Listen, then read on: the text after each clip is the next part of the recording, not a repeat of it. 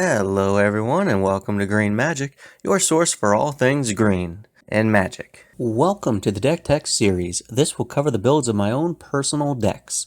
I change my decks fairly often and have all of them listed on deckstats.com, so if you're interested in seeing the most current version or look ahead to other decks, you can find me there under Green Magic, and there's a direct link in the description.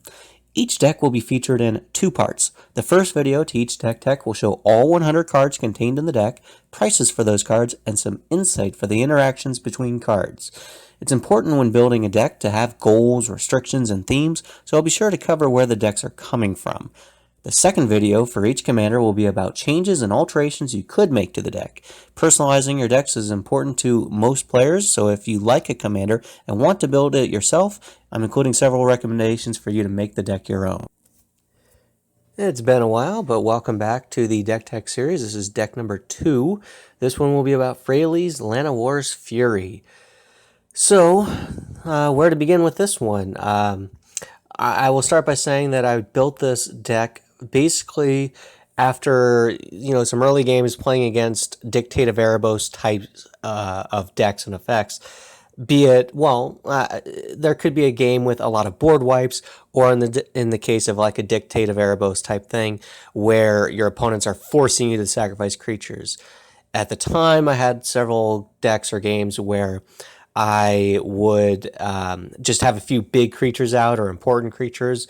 This might be applicable to many of you if you're playing Voltron decks, or even if you're playing a CEDH deck where your one commander, your Urza or whoever, is the one important creature, and a Dictate, a force all your opponents to sacrifice creatures, really screws you up and hurts you.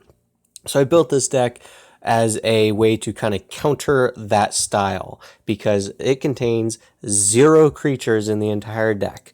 I do not care if someone board wipes me. Usually, I do not care if they force me to sacrifice my token creatures, because I'll come out just fine. I have not yet had this happen to me, I don't think, but I very much look forward to someone one day trying to cast Bribery against me, because this deck has no creatures, and Bribery, a card that is very annoying and is intended to be very mean, just doesn't do anything here. It would not even affect me, so that is one of the goals eventually. But to talk more about what the deck actually does, I do want to point out, again, 0 creatures. There's like 8 artifacts, 18 enchantments, 4 instants, 24 sorceries. None of those particularly matter. They're just what I happen to have in the deck. The number that does kind of matter is 11 Planeswalkers. This one is pretty heavy on Planeswalkers. I've just decided to kind of push it in that direction. I do have a deck list for a deck that I have not yet built, which is intended to be more Planeswalker oriented and more Super Friends. This one, because it's not really centered around Planeswalkers, I don't even contain the Chain Veil. So it does contain a lot of Planeswalkers, and I do like that about this deck, but it is not a primary feature. It's not the motive to the deck. So I will say that this deck has a few restrictions. One is that it does not go infinite. This is one of the earlier decks that I built, and at the time I really did not like infinites, and I go back and forth with some decks having it, some don't, but this is one that didn't at the time, and I feel no reason to add infinites to it now. Of course, I can still basically generate a ton of mana and cast every card in my deck in a single turn because I have that much card drawn mana, but it can't go infinite. There are no creatures, as I've mentioned, and that's pretty clear. There are 0 creature cards, not 1, and that's only possible with a Planeswalker commander, where I can say that there are literally 0 creatures, including the commander. The deck tries to win through tokens. It has a ton of effects, a decent number of effects that create tokens, and they are what's going to be my board presence in the game.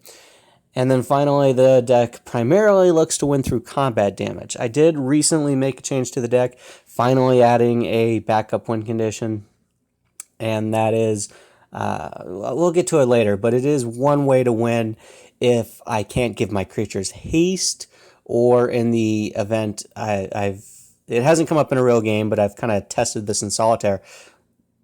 If I am in a position where an opponent basically Cyclonic Rifts me, but I'm able to recast everything, I can still win in main phase 2 against a Cyclonic Rift or whatever, just by creating a bunch of tokens and then using them for direct damage without needing to attack.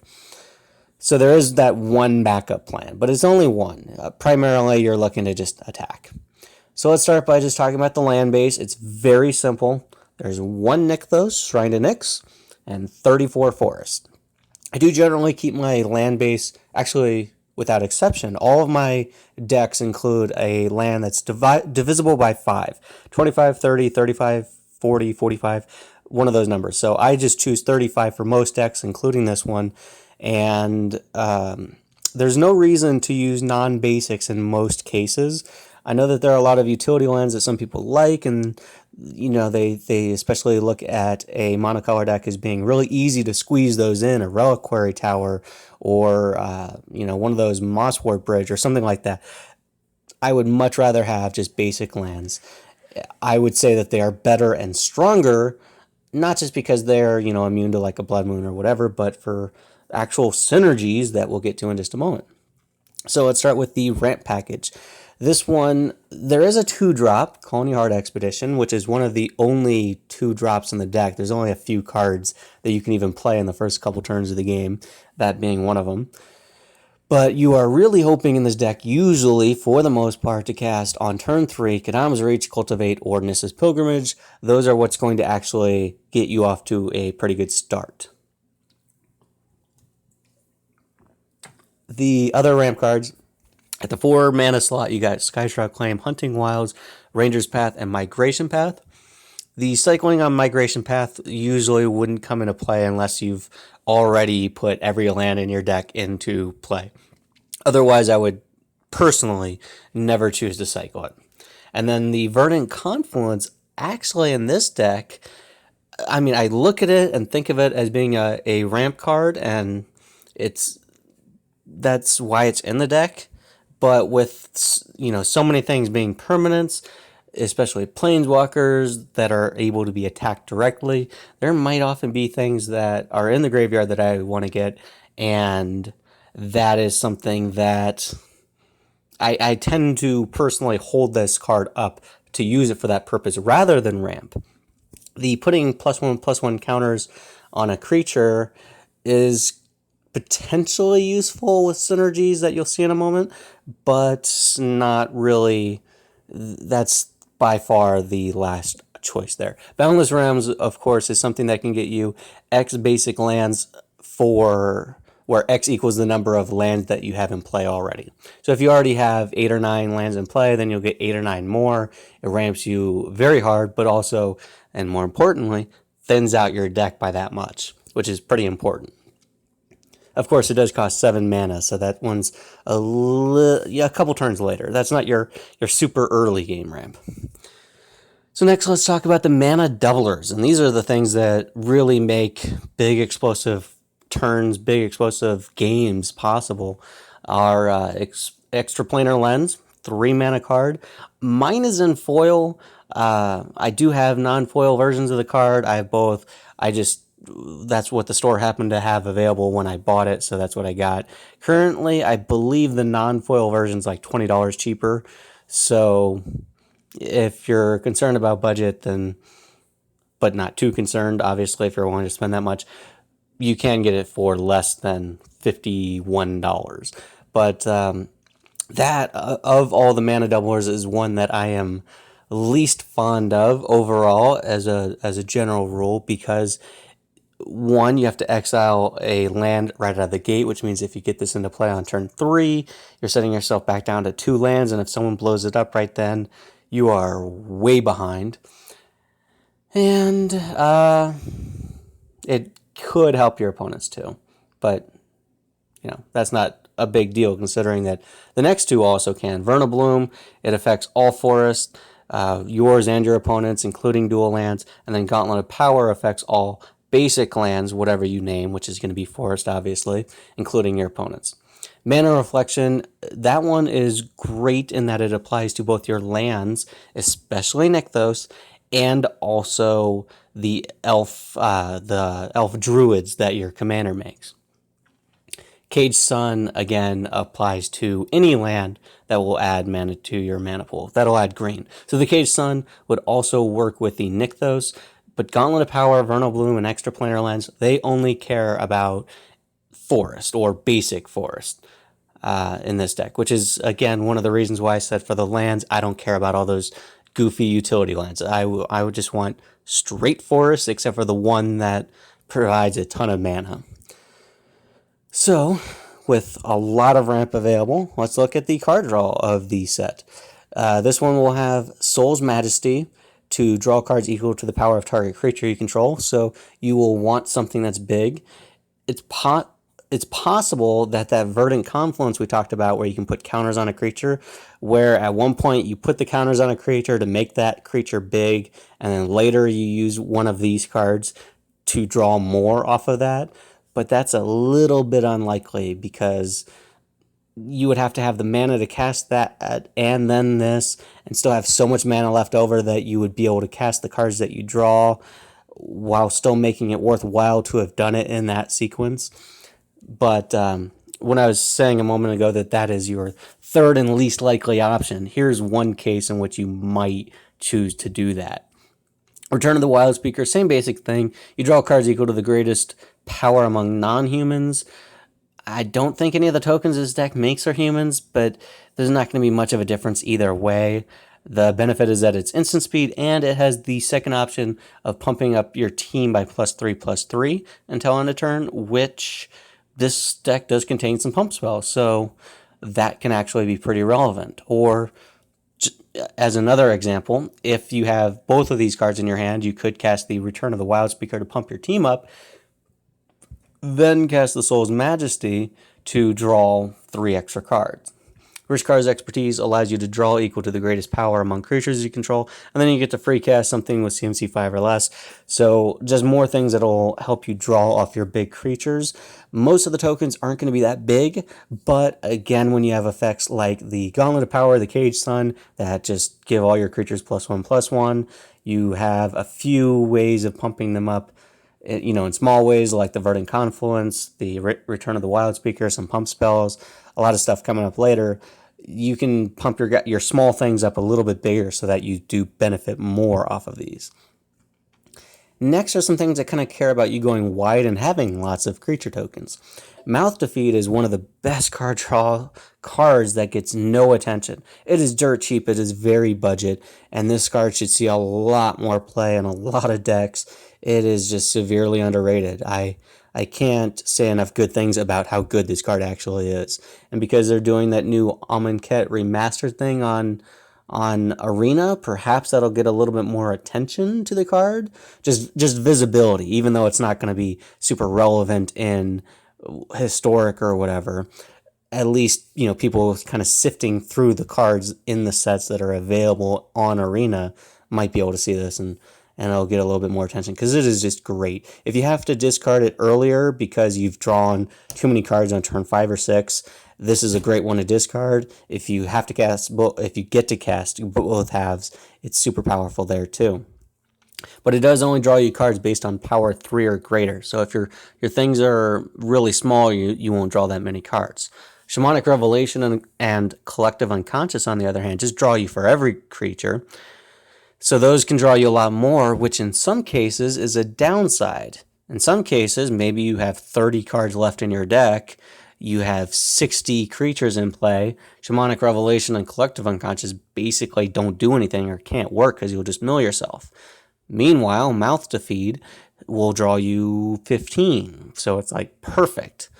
So there are some cases too where drawing less cards could be an advantage. And of course, Mouth to Feed, because it is a split card, even if you're not looking to do the card draw part yet, or maybe even at all, it still puts more bodies on board. It's just great. Next is going to be some of the other card draw cards. Scroll Rack. This one, literally, it does not draw you cards, because for two reasons. One, it does not use the term draw cards. You put them into your hand. And then two, you don't get any additional cards. You just get to exchange cards from your hand with cards that are on top of your library, switch the order, and then especially if you have a shuffle effect, shuffle those away, or even if you don't, you can just stack it for later.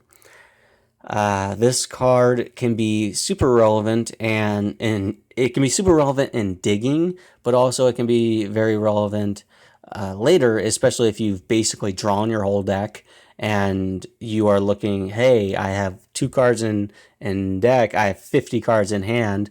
Well, one thing you can do with Scroll Rack actually is activate it, choose the 50 or 45-ish cards from your hand, set them aside, take the top all 2 cards that are in your library, put those into your hand, then the 50 cards that you put aside, put those into your library in any order you want.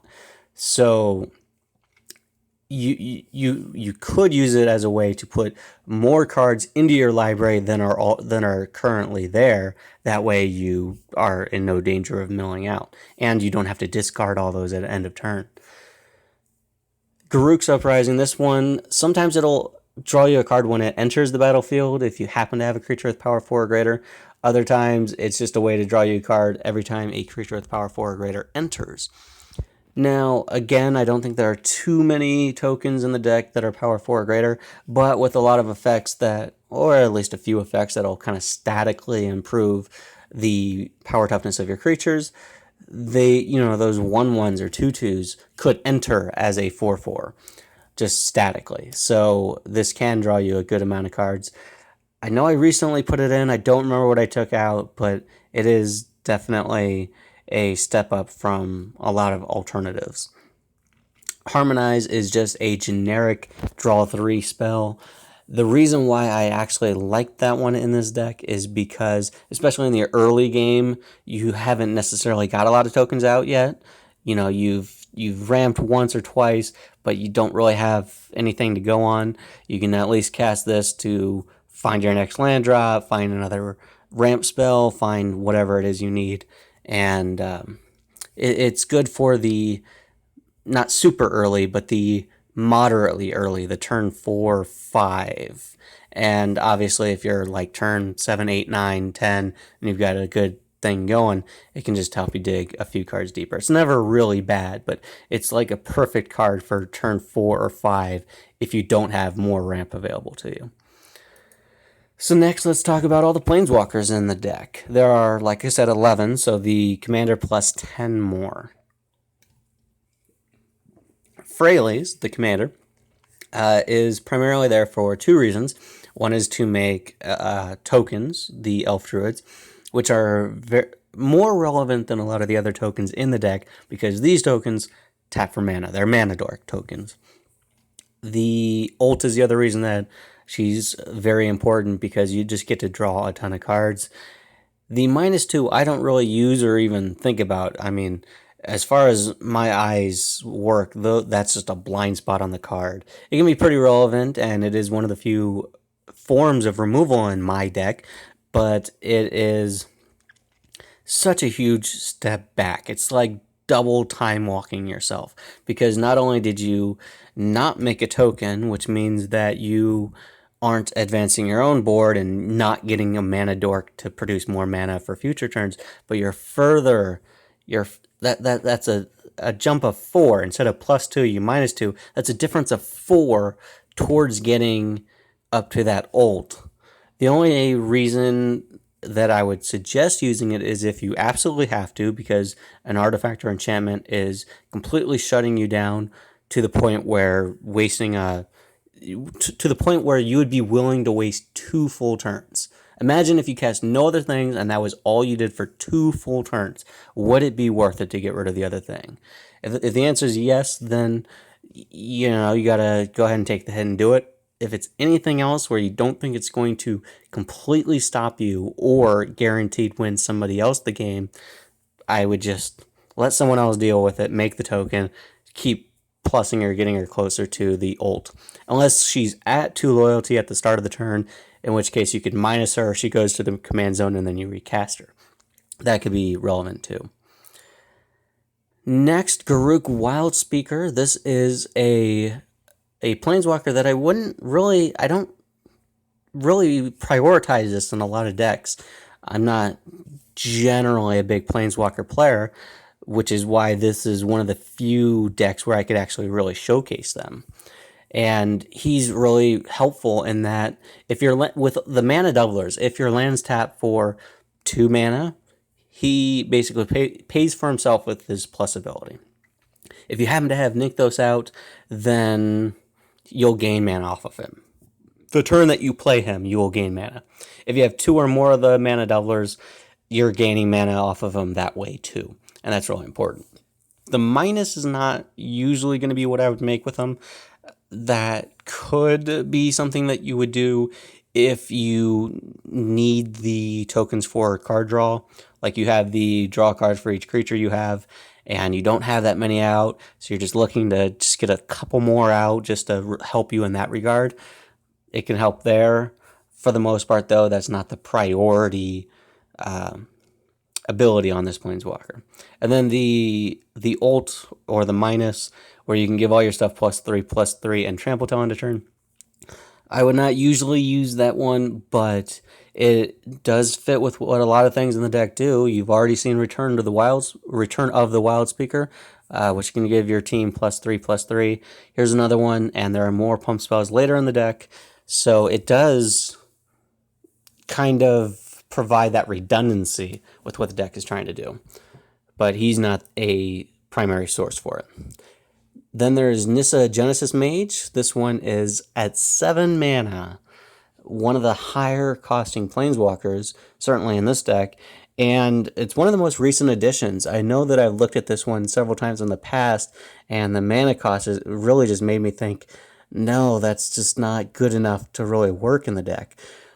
But I think that I've underestimated the power of the +2, because it will untap 2 lands, just like the Garruk we just saw, and that could include 2, Nykthos being one of them. Even if it's just 2 forests, if those forests tap for 3 each, this Planeswalker basically cost you 1 mana. If they tap for 4 each, this Planeswalker gained you 1 mana. But it also untaps 2 creatures, which would probably be the Elf Druids, so you untap your mana dorks, and you can get a little bit more mana that way too. So worst case scenario, you untap 2 forests, which only give you 1 green each, and then 2 druids, which will also give you 1 each. So it'd give you 4 mana back. Not good, but also not terrible either. The minus, giving a target creature +5/+5 till end of turn, I would almost always overlook that. However, that can help, again, if you're in a tight spot with needing to draw cards and you having one of those draw cards equal to your biggest creature thing. This can pump one of your creatures up by 5, drawing you 5 extra cards. The ult is not going to be very useful almost ever. Even if, even if when you play her, you have doubling effect, so she comes out with 10 or 20 loyalty. Looking at the top 10 cards of your library for any number of creatures there are 0 creatures, but for any number of lands, not usually going to be super helpful. You got plenty of other ways to get lands into play, all the Cultivate, Skadamas, Reaches, all those things, and you have no way of guaranteeing that there are any up there unless you've put them there with Scroll Rack. It's not a good ultimate almost ever. It's mostly the plus that you'll want to do, especially in situations where your lands tap for more than 1, and you can actually kind of profit off of her. Next, Nissa Vital Force. This one is very good for the ultimate. So the +1 is just untap a land you control until your next turn. It's a 5/5 creature. It's still a land. So if you're in your big explosive turn, you could use this to untap one of your lands so that you can tap it again for 2, 3, 4, 5 mana, or especially Nykthos, which will tap for 10 to 20 to 50 mana. Or if you can't keep your turn going and can't extend it and keep exploding, you would just untap some force that you don't care about, and if it happens to die to a board wipe before your next turn, so be it. Otherwise, you've put her at 6 loyalty so that you can alter the following turn.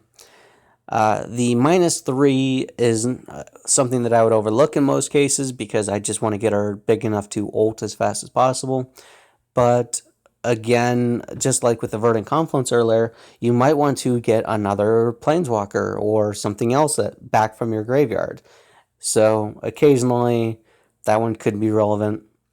But the ultimate's what's really great because whenever a land ETBs, you get to draw a card. If you get like this out, ultimated, you get the emblem, and then you cast your boundless rounds or something. You know, search your library for 10 basics, put them into play, then draw 10 cards. That's very good. Next, Nissa, Nature's Artisan. This one has a lot less utility. It's very small in what its benefit is. I would look at it as being a 6 mana draw 2. If either of those two, if any of those two are lands, put them into play, untapped. So the plus is something that you would just do if you have, nothing else to really do with her. If her loyalty is small enough, like she's already been out for a turn, her loyalty is small enough to where you can't minus her. But the gaining +3 to gain 3 life isn't super good or helpful for anything. The -4, like I said, you just reveal the top 2 cards of your library. All lands go on the battlefield, the rest go into your hand. That could be something that you could sequence well if you've already played your land for turn, you have Scroll Rack out, you've at some point drawn Nykthos, you use Scroll Rack to put Nykthos on top of your library, you cast Nissa, you use her -4, now you get a Nykthos in play. It's one of the few ways in this deck to get extra lands into play after you've played your land for turn. And since there's only one land outside of basics, which you really, really want in play, giving yourself that out is actually pretty strong and relevant if you've got the foresight to actually look for that. And then the ultimate, you would never reach the ultimate unless you have 2 doubling effects, which will have her enter the battlefield with 20 loyalty, and you can just instantly -12 her. But it gives all your creatures +5/+5 and trample till end of turn. So another one of those team buffs that the deck actually does have a good quantity of. This would be another example of one that you would almost never use for that purpose. Next is Garruk, Primal Hunter. This is just basically another Soul's Majesty or Return of the Wildspeaker or Rishikar's Expertise. You just draw cards equal to the greatest power among creatures you control. It's a 5 mana, draw cards equal to the greatest power among creatures you control. That's what this card says. It's a sorcery. You could, if you're just absolutely set on card draw plus him, you could, if you are desperate for creatures, maybe because you're looking to swing her, or you have Freyalise ready to ult, you have Collective Unconscious, you have Shamanic Revelation. If you have all those quantity card draws in your hand, you could uptick him to contribute to the number of bodies on board so that you use your other card draw spells. But usually you're going to minus him. His minus ability is basically his ult.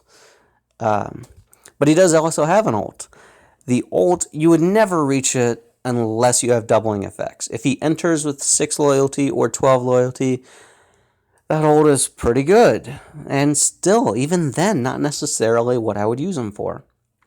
If he came in with 6 or 12 loyalty and I could make 20 plus worms, I still wouldn't do it unless I already have the ability to give all those worms haste. If I have that, then yeah, that gives you tons of big creature bodies. Again, if they already have haste, you can swing with them and just win right there. If you have to wait a full rotation, I'd rather have the card draw even if his ult is available. Then there's Nissa Worldwaker. This one the +1 is pointless. I would never use it. I don't think I would ever use it. Target land you control becomes a 4/4 elemental with trample, and it stays that forever. It's not till end of turn or until your next turn. It just stays a creature. It stays vulnerable to removal. That's really pointless and bad. Untap up to 4 target forest. She costs 5 mana, and she can untap 4 forests. So if the forests only tap for 1 mana each, she basically cost you 1. If the forests tap for 2, she gained you 3. If they tap for 3, she gained you 7. She is just there to ramp me, basically. The ultimate, it would be very tough to reach this. Even if you had 1 doubling effect and she came in with 6 loyalty, you could plus her on the first turn, and then the next turn you could ult.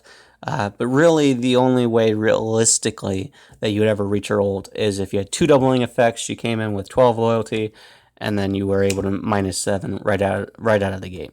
This one just lets you search for any number of basic lands, put them onto the battlefield, and then they are 4/4 creatures with trample. Again, this one benefits you for having basic lands as opposed to all those utility lands, which aren't even that good. But the lands become creatures with trample forever. They stay creatures, which is bad because then all your lands are vulnerable to removal. A Wrath of God becomes an Armageddon against your board. And even if that's enough to give you the power to swing out, I would still feel very hesitant to do that unless you have a way to give all of your creatures indestructible or your lands indestructible, which there are a couple, but I would need one of those to have happened before even wanting to do her ult. Next, Vivien Reid. This will kind of help with the previous Planeswalker I was just talking about. So her plus is just look at the top 4 cards of your library. You get either a creature or a land, put it into your hand. So this one does not get you a creature. It's basically look at the top 4 for a land, and then hopefully you get it. If not, you whiff. Not a great effect, but it can be helpful if you don't already have Nykthos in play. Maybe you already have Forest in your hand, but you haven't played a land yet because you have Vivien Reid, you want to plus her just to dig a little bit. Hopefully you get lucky and find the Nykthos, and then you put it into your hand, and then you play it as your land for turn. Otherwise, maybe if you're at risk of missing your land drop, which certainly will happen fairly often, then she can help you dig just so that you don't miss a land drop, but not a huge source of card advantage. And it doesn't ramp at all because the land goes to your hand. The minus is just another way to give yourself a little bit more removal. Like I said, both with Freyalise and now with Vivien Reid, the removal is not really a big selling point with why this card is in the deck or why to play it, but at least you have options, and at least it does help you to interact, which is not a primary focus of this deck. The best part about this card, though, is the ultimate, hands down. It's a -8, which gives you an emblem. All your creatures have +2/+2, Vigilance, Trample, Indestructible. So the +2/+2 helps, again, with those cards that draw you based off the size of your creatures. Mouth to Feed. Any 1/1 is now a 3/3, so Mouth to Feed will count all of your creatures. The Vigilance is great. The Trample, obviously, is great. And the Indestructible is very relevant, not only for your creatures, but any land creatures that you might have animated at some point. So if you have a doubling effect in play so that she enters with 10 or 20 loyalty, I would minus her right out of the gate. If she does enter with 20 loyalty and you can minus her, and then for whatever reason you don't win that turn, it comes back to you on the second turn, I would emblem her again so that your creatures have +4/+4 and then redundant abilities. Very good for the ultimate. That's what she has to contribute to the team, which is, again, another overrun effect. It's a permanent. It's an emblem, so it's a permanent overrun effect. But that's what the deck has a lot of. Next, Vivien of the Arkbow. This one kind of rounds out just having so many Planeswalkers.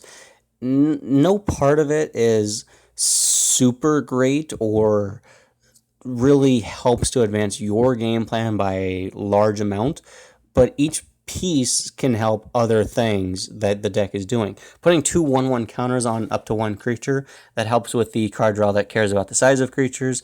Also, there are a lot of there's a few doubling effects, and I'm sure you know what they are. So you could put 4, 8, maybe more counters on the creature, so you get actually a lot more benefit off that than it appears. And then there's the minus, which allows one of your creatures to basically bite an opponent's creature. Fight is when they both deal damage to each other. Bite is when yours just deals the damage and the other one doesn't damage back. So that could help you get rid of either an important creature or something with like Death Touch that you're afraid of attacking into. Not that your whole deck is tokens, so attacking into Death Touch isn't as big of a deal in this case, but getting rid of something of your opponent's could be helpful. And then the ultimate is just another overrun effect. Your creatures get 4/4 and trample till end of turn. That's what I would use it for in most cases, assuming that you can get her out with 10 or 20 loyalty. It's just an instant ultimate, and that's what you want off of her. Next would be Nissa, Voice of Zendikar. This one, it serves a couple purposes. It's like a similar but kind of worse version of the commander of Freyalise. So the +1 just gets you a creature token. Okay, but this one doesn't tap for mana, so that's why it's worse. The minus puts a 1/1 counter on each creature you control.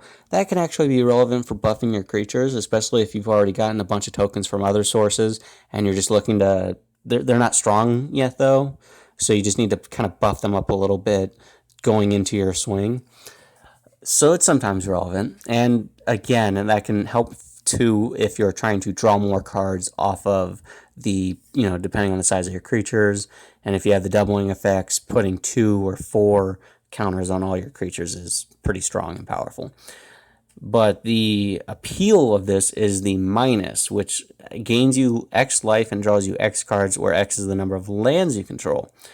So while a lot of the other card draw cards care about the number of creatures, this one cares about the number of lands, which I would love to see that effect in green a lot more. Just as sorceries, instants, whatever. Draw cards equal to the number of lands. I'd love that.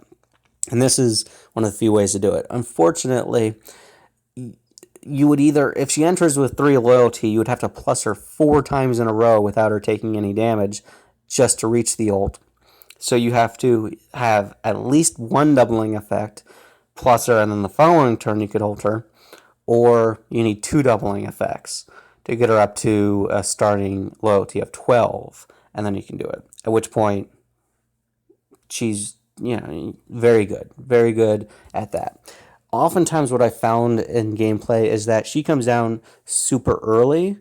She generally will come down before Freyalise, like, I guess as a way to kind of test the waters. Suppose your opponents don't have any flyers in yet. It's still early. If you have ramp spells, that would be the preference or the choice. But if you don't, put her out, get a plant out. That way the plant can at least block for her and she's going up in loyalty and you're using your mana.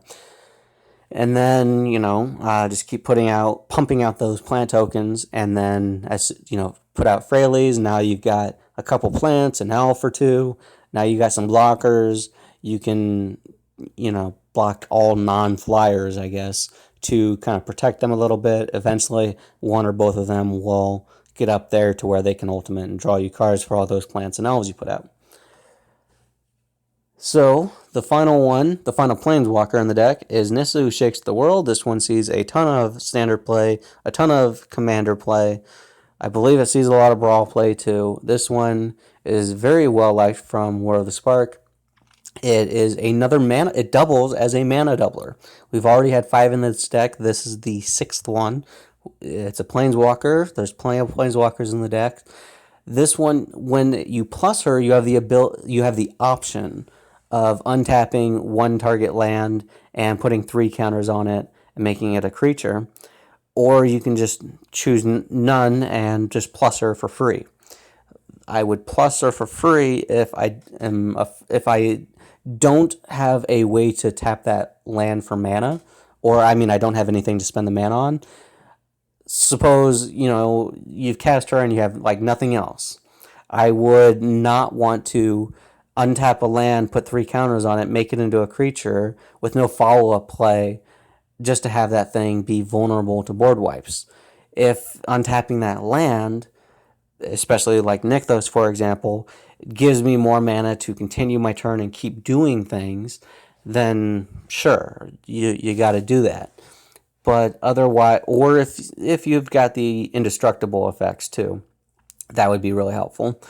But otherwise, just turning a land into a creature for no benefit, not very good. The fact that it gets counters on it as opposed to just having a power toughness can be relevant with the doublers in the deck. And since it's at minimum 3 power, it can be medium to not terrible for those cards that draw you cards based off the power of your creatures. If you're ever in a situation where you've drawn those card draw cards, the things that care about how big your creatures are, but you don't have the things that are beefing your creatures up, so all you have are small tokens, a 3/3 could be your biggest creature, sadly, and at least it gives you something a little bit bigger that you can make those other card draw cards better. Of course, the ultimate's the thing that you really care about, and if you ever get her out with a doubling effect, you would instantly alter. So you get to search your library for any number of forests, put them into play tapped, and then all your lands are indestructible. So whether what you could do, alter, search your library, find no lands, 0 lands. Then the other one that allows you to search your library for any number of lands, and then they become 4/4s. Then search your library for all of your forests with that one, so that they enter untapped as 4/4s. And this one, you've already gotten the emblem making them indestructible. You could combo those 2 planeswalkers together so that you get the lands, you get them untapped, they are creatures, and they are indestructible. Or if you don't have that combo, then just searching for them and making them indestructible and tapped is still very good. So now let's get on to all of the other token makers. There are 15 of them that are not counted in the Planeswalker slot. We'll start with the 5 that kind of give you a big influx of tokens. They're just mass tokens. You get a lot of them all at once. These 5 are kind of one-offs that really give you an instant board. Beacon of Creation. This is something that should probably see more play in a lot of green decks. It's a generic good stuff card anyway. It gives you a 1/1 insect for each forest you control. Again, that's why we care about basic lands and prioritize basic lands over non-basics. And then it shuffles back into your library, so you can keep playing it every time you draw it. Then you've got a few doubling effects. Second Harvest is the one that is at instant speed and gives you a copy of each token that you control. So, very good there. Saproling Symbiosis is also 4 mana, but you can make it an instant for 2 more. So for 6 mana, it's an instant. And you can put a 1/1 green Saproling creature token into play for each creature you control. So in a deck that had non-token creatures, suppose you had 5 creature cards plus 5 creature tokens, this would see all 10 of those and give you 10 Saprolings. But since every creature in this deck will be a token, it's the same thing as Second Harvest in that respect. But instead of giving you a token copy of whatever tokens you already have, this one will always give you a Saproling.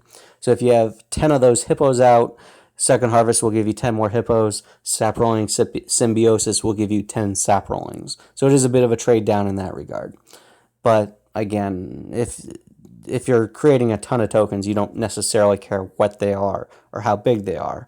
You've already successfully gone wide.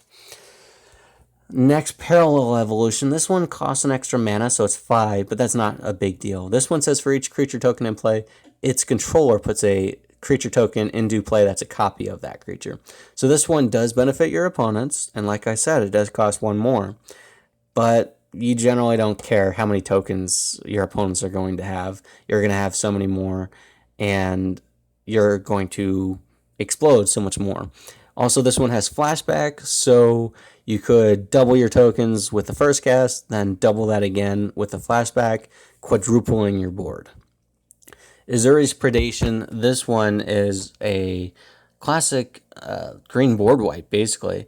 It costs 8 mana, and for each creature your opponents control, you get a 4/4 green beast that fights their creatures.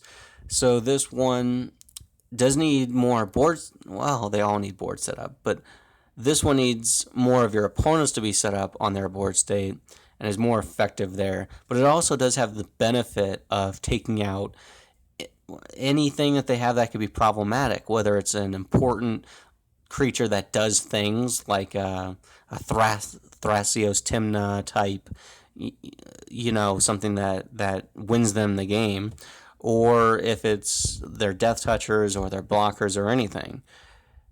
It's a great way to get rid of those.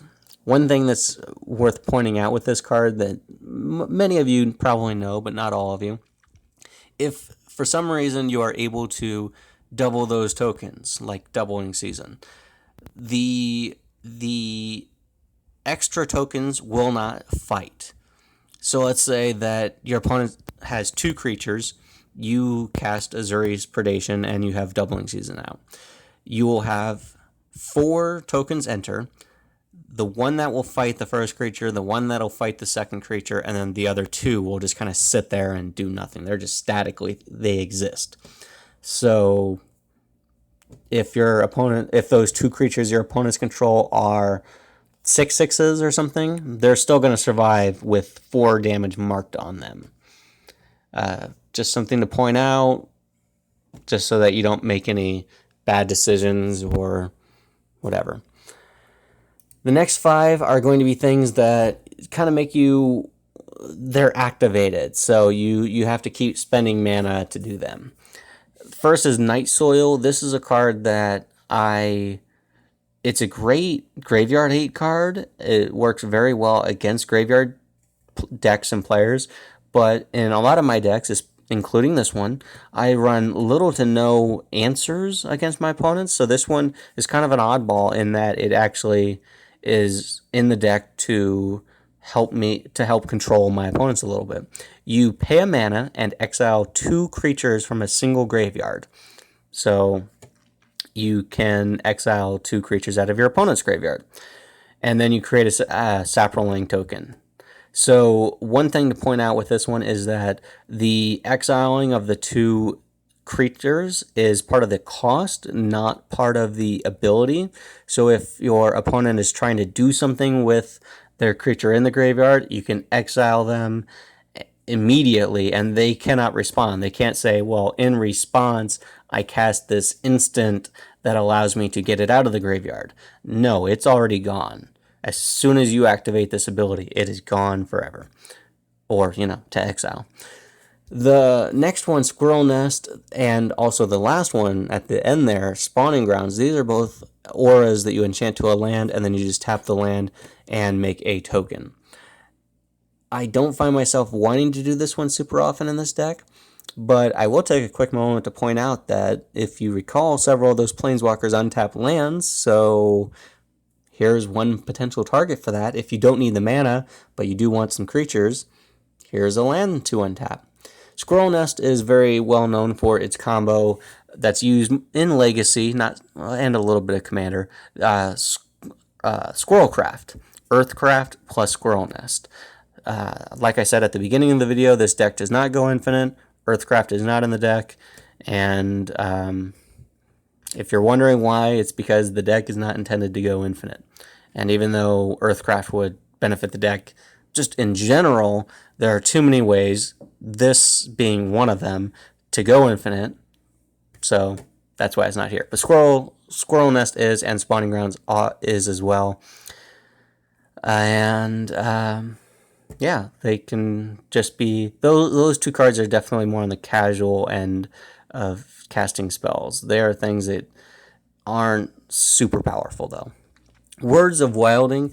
This one, you pay a mana, and the next time you would draw a card this turn, you instead just make a 2/2 bear. So this is something that... Suppose you cast your collective unconscious, and you've got 50 creatures in play, and you also are able to generate 50 mana. You can instead just make 50 2/2 bears.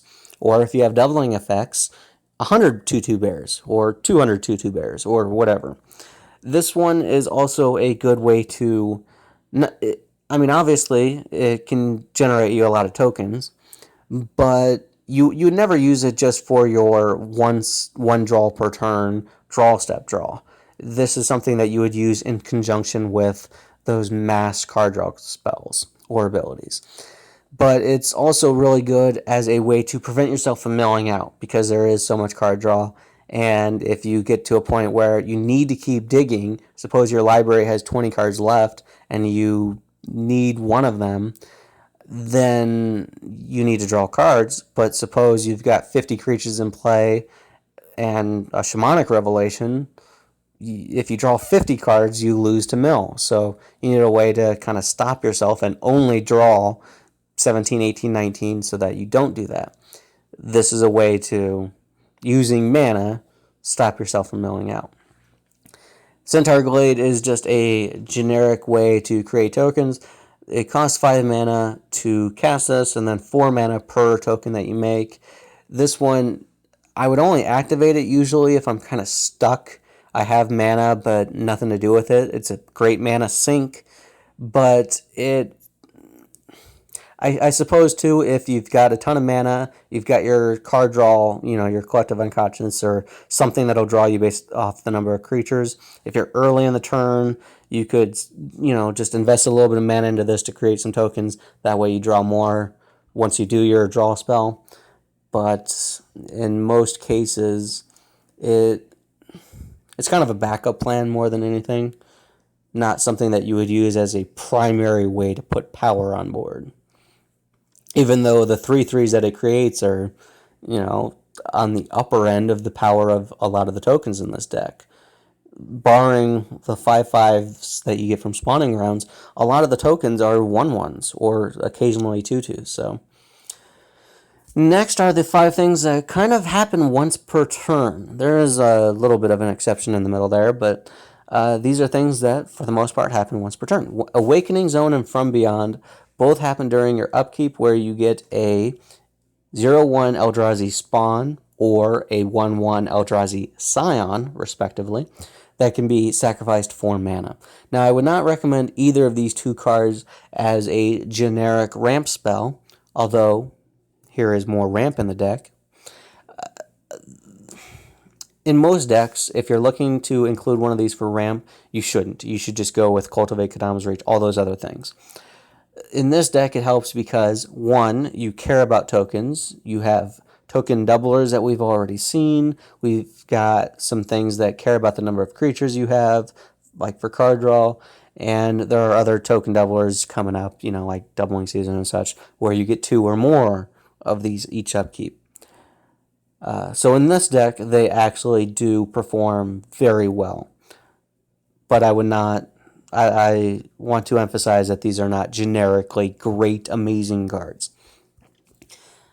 The other one that happens during upkeep, skipping over, is Tamiyo's Journal. This one gives you a clue token, which you can pay to and sacrifice to draw a card. So more tokens, more card draw, and if especially you happen to have... You could wait 3 turns, but if you happen to have your doubling effects out, or if you cast one of the token doublers that I mentioned, which I believe, let's see, so Parallel Evolution only cares about creature tokens, but Second Harvest does care about all tokens, so that's the only one that would help you here. But if you already have 2 of these clues out, you could double it with that. If you have your doubling effects in play at the before the turn starts, you could get 2 or 4 clue tokens during your upkeep. it's great to tap this, sacrifice 3 of them, and then tutor. Just straight tutor, get any card put into your hand. If not, if you're desperate for the card draw, or if you're impatient or whatever, then you can just pay 2 mana and draw a card, an extra card every turn. So let's go back to Zendikar's Royal. This one, normally you're only allowed to play 1 land per turn, which is why this one kind of fits the other ones as happening once per turn. But you don't always hit your land drop, and there are plenty of things that will put extra lands into play. But every time a land does enter, you get a 2/2 elemental. Just a free creature every time a land comes into play. So if you get this out before you cast all your ramp spells that put a ton of lands into play, then that's a ton of creatures that you just get for free, basically. Then the final one, Sandworm Convergence. This one is at the high end of the mana curve for this deck.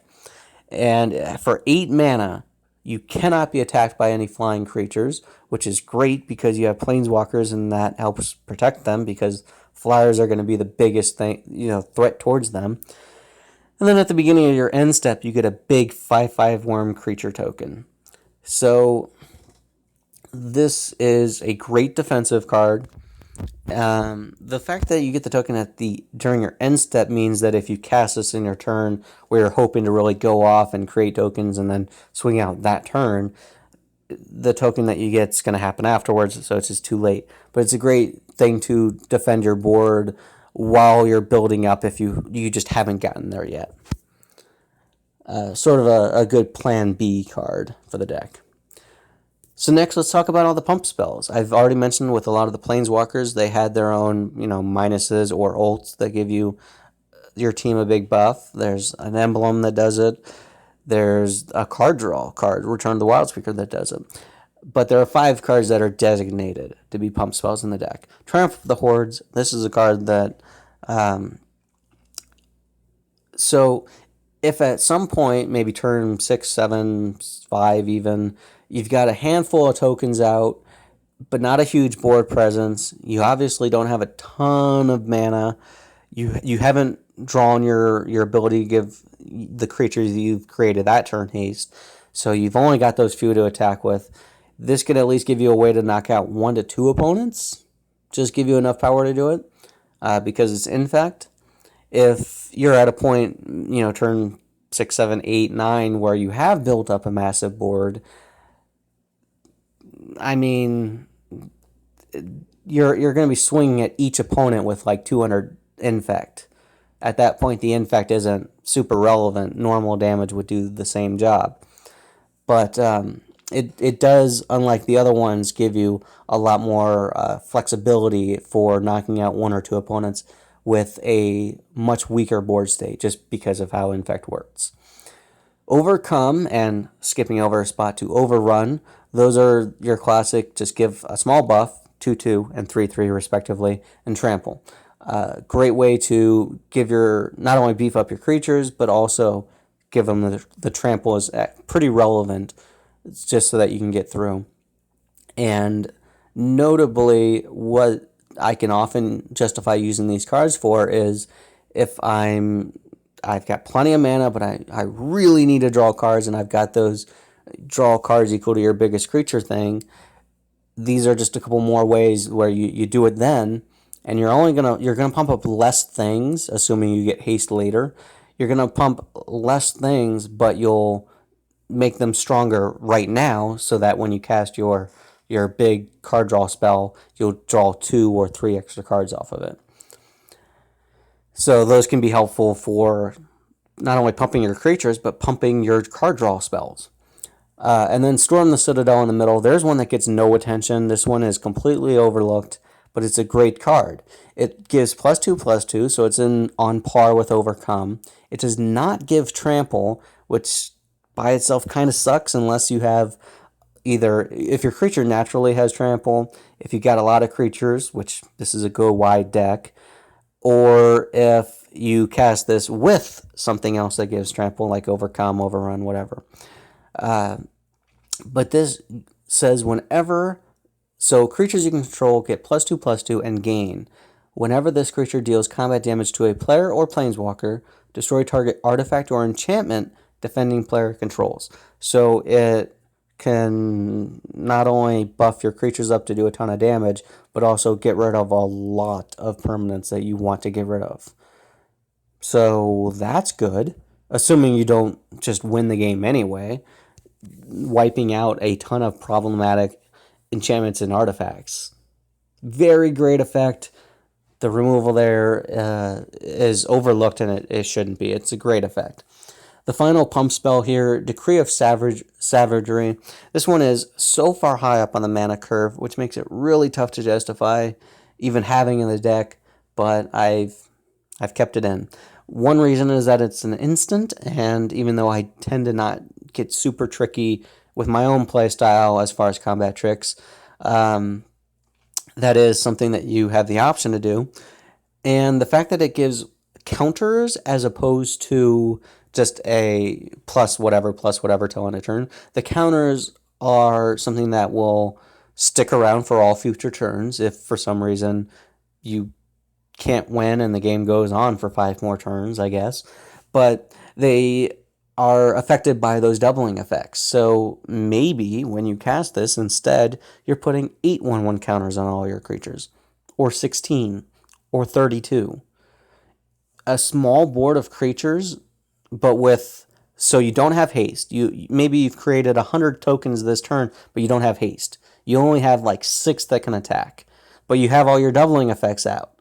You cast this, you could put, like I said, 16 or 32 counters on the few creatures that you have, and they're strong enough now to just get in and kill.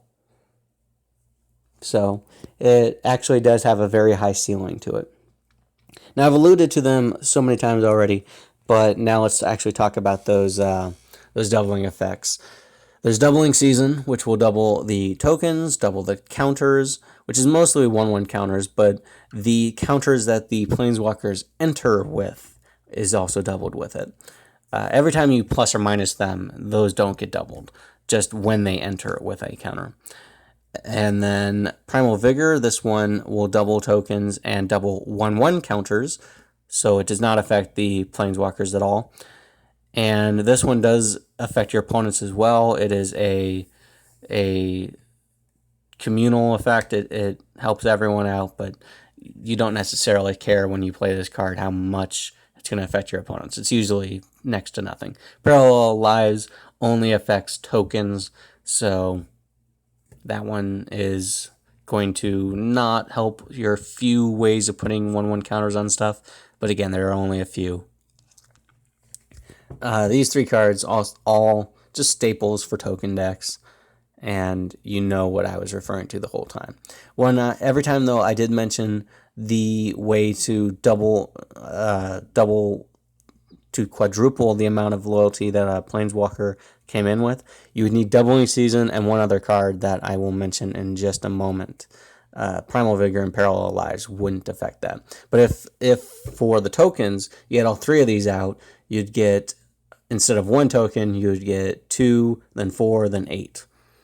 Or if you had the 4th card, which I'll get to again in a few minutes, then you would get 16 of those. So next, let's talk about the few ways that kind of buff the team in just other ways. There's Spider Silk Armor. This is one that is a great defensive card. And again, playing defense isn't really my personal playstyle, but with one, Reach is just great in green anyway, because green doesn't have a whole lot of flyers, and being able to give all your creatures the ability to block flyers is great. I just, in most decks, don't do this. I don't play into defense. But in this deck, it's super important because of all the Planeswalkers. So if you get this out early and you get out, like the Nissa that gives you little plant tokens out early, those plant tokens could already block land creatures or, grounded creatures, but now they can block flyers too. It makes your board so much more protected. 1 extra toughness can be relevant in some cases. It'll probably come up if your opponent tries to attack you, they look at what's written on your cards, like, oh, there's a 1/1 creature. Or let's say, no, they see that you have a 2/2 elemental, and they're going to attack you with their 2/2 thing that they want to die, hoping that they'll trade with it or something. Instead, you declare your block, your thing lives because it's actually a 2/3 with this out, and your opponent just wasn't paying attention at all. I'm not suggesting that you try to lie, deceive, be tricky with it, but it is one of those things that if your opponent isn't paying attention and doesn't ask, they can just attack into and make mistakes when you put it out in plain sight. Don't be sneaky with it. But it can lend to your opponents making bad misplays. Beastmaster Ascension, this is a Commander staple. This printing that you see on screen is from Commander 16. It's been printed in Commander sets as just a great card for the format. Once you put 7 counters on it, your stuff gets +5/+5. This is something that would be affected by Doubling Season, so technically you would only need to attack with 4 creatures if Doubling Season is out to put 8 counters on this.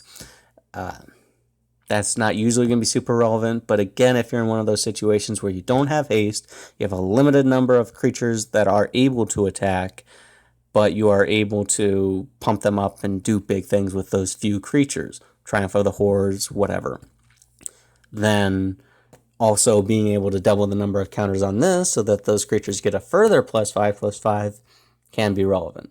So there is a little bit of a line there with Doubling Season, this few creatures that are able to attack. Akruma's Memorial is the one thing that gives haste in this deck. I've considered putting Concordant Crossroads in, but I just don't care enough to. I have that card in some other decks, and it goes well with the deck. I just don't necessarily have something else that I want to take out in favor of it. But Akruma's Memorial is an artifact that gives all your stuff flying, first strike, vigilance, trample, haste, pro-red, pro-black. It's mostly the haste and the flying and the trample that you care about. Also the first strike and vigilance. And the protection from red and black. It's such a great card if you've got a board of creatures. The next 2 cards are more ways to ramp. These are things where if your turn is starting to kind of wind down, but you have the cards to keep going, you just don't have the mana. Early Harvest untaps all of your basic lands. Again, another reason why basic forests are better than pointless utility lands. And this is target players, so you could, if one of your opponent has an answer to another opponent's thing, but they don't have the mana, you could use this to untap their land so that they can use their, counter spell or removal spell or whatever. There's the potential for teamwork and politics, but generally speaking, that's not why it's in this deck. That's not the primary use of a card like this. Cards where you can also help out your opponent. Usually, you're still going to choose yourself. Rude Awakening. This one will untap all of your lands, so it also hits your Nykthos, which is really good and relevant often.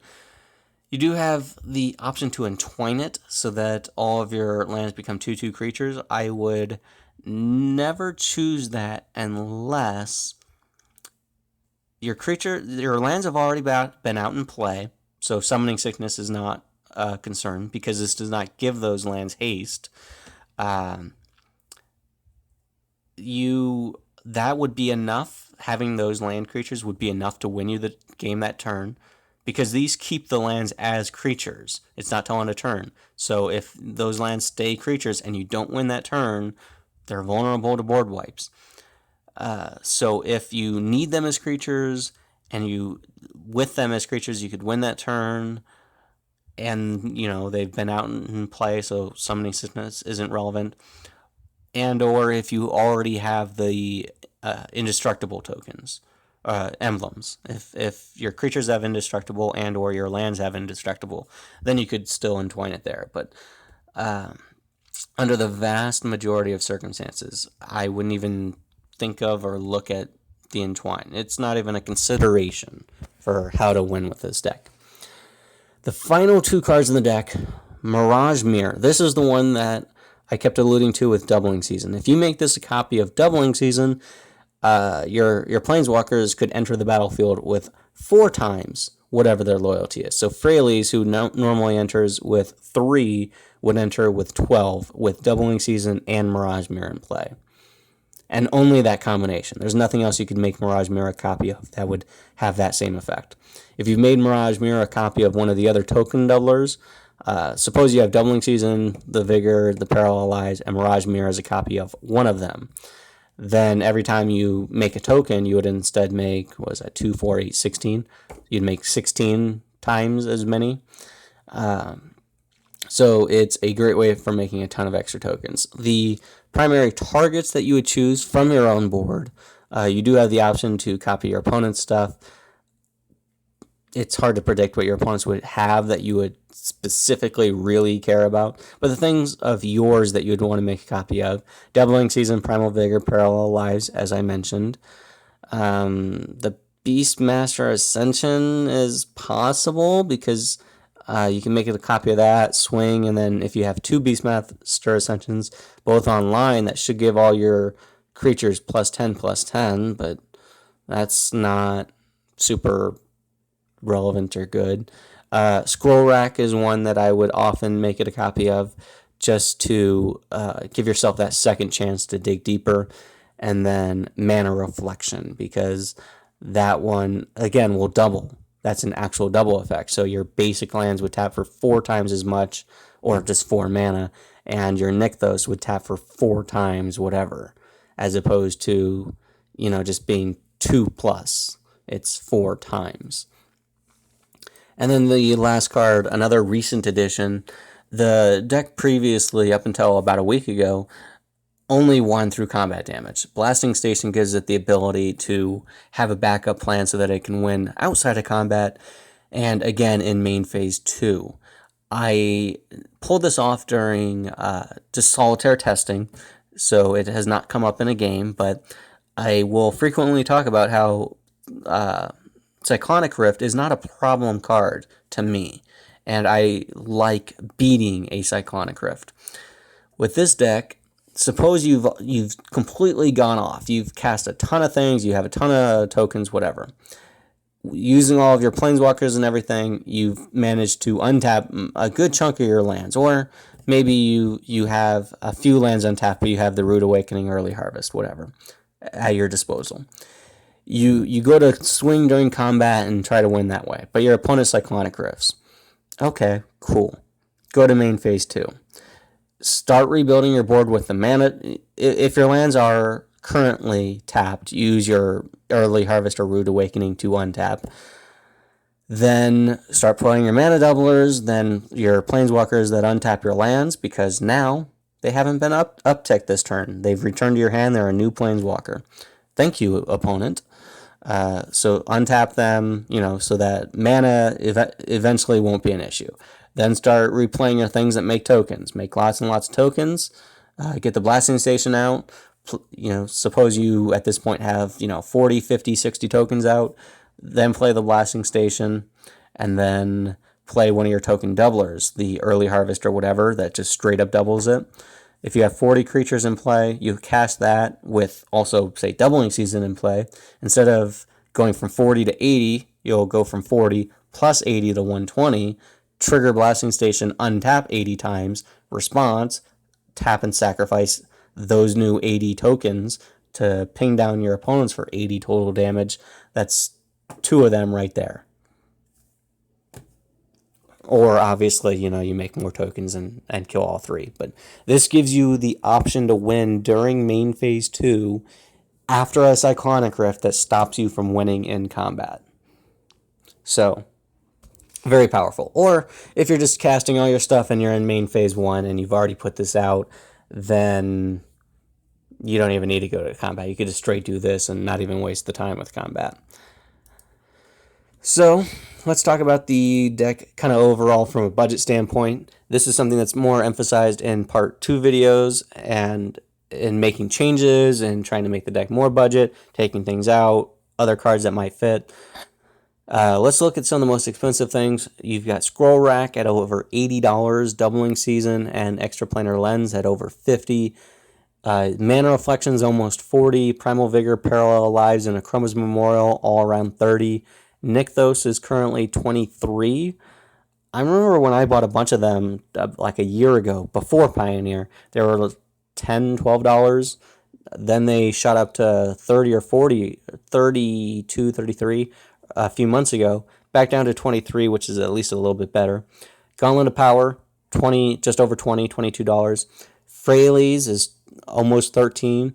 She might go down because of the new collector, the Commander Collector thing, green. And maybe the new printing will help drive down the price a little bit. But she's at least $13.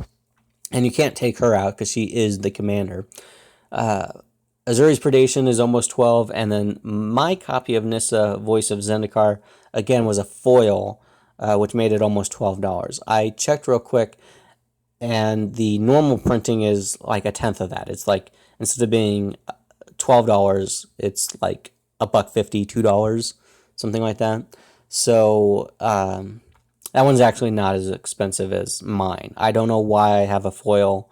I honestly don't remember buying it. I buy too many green cards to remember. But these 12 cards account for $402.87 of the deck price.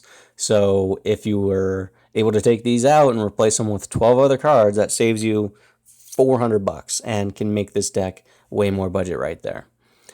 The next 6 cards are going to be the things that are over $5. There's Triumph of the Hordes at just under 9, Caged Sun and Awakening Zone at just over 6, Saprolling Symbiosis, Garruk Wildspeaker, and Rishkar's Expertise, all just a little bit over $5. These 6 combine to be $37.24. So, of the starting $527.01 cost of the deck, these, minus the Freyalise, which again you have to keep because she's the commander, if you got rid of these, you would save $427.23. So your new cost would be only $99.78. And then you would only need to find 17 replacement cards. $100 is not considered budget by like Commander Quarter standards or anything like that. But for the vast majority of decks out there, $100 is a pretty reasonable baseline. And finding 17 more cards to put in the deck that would work well, be strong, and synergize well wouldn't be a problem. So I will focus a little bit more on that on the next video, as well as other cards to add to the deck which don't care about budget. They could still just be very strong, very synergistic, but also expensive. I'll cover all of that, all the suggestions on things that you might want to add or change in the next video. So that's it for this one, and thank you for joining me.